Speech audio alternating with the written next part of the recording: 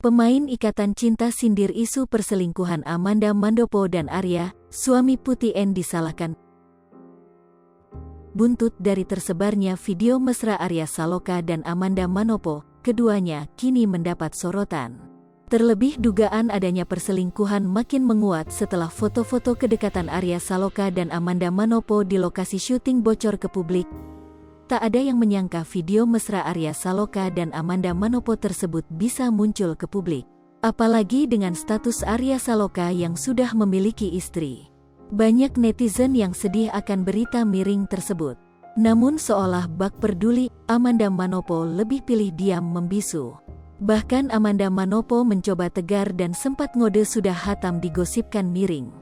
Mencoba tetap positif, Amanda justru memilih merayakan Lebaran bersama orang terdekat.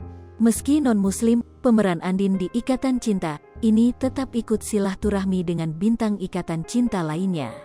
Dalam sebuah foto, ex-kekasih Billy Syahputra itu pamer senyuman manis. Ia terlihat cantik bersahaja ketika memakai busana muslim dan gamis. Amanda juga memancarkan aura bahagia seolah tak terpengaruh isu selingkuh dengan Arya.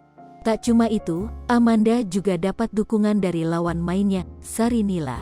Pemeran Ibu Aldebaran di Ikatan Cinta itu seolah sudah menganggap Manda dan member Ikatan Cinta lainnya sebagai bagian dari keluarga.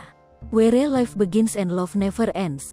Emoji love, equal them my second family, ujarnya.